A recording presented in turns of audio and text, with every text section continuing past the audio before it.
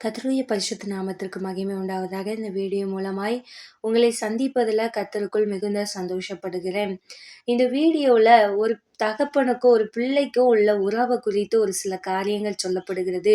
இந்த வீடியோவில் பார்க்குற அந்த பெண்ணை போல தான் நம்ம அநேக நேரங்களில் ஏசப்பாவை விட்டு விலகுகிற ஒரு மனுஷனாய் ஒரு மனுஷியாய் நாம் காணப்படுகிறோம்.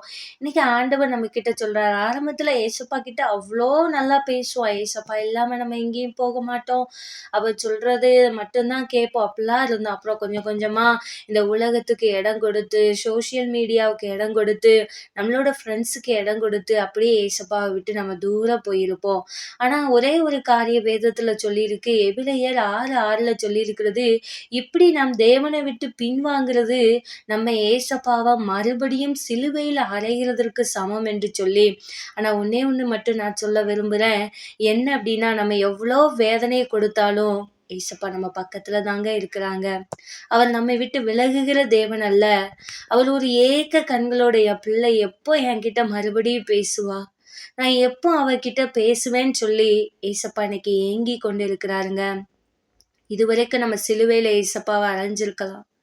இன்னைய நாள்ல நம்ம ஏசப்பா கிட்ட ஓடி வருவோமா? ஏசப்பா உங்களை இன்னும் நேசிக்கிறாரு. உங்களை கொண்டு கர்த்தர் பெரிய காரியத்தை செய்ய திட்டம் வைத்திருக்கிறாருங்க.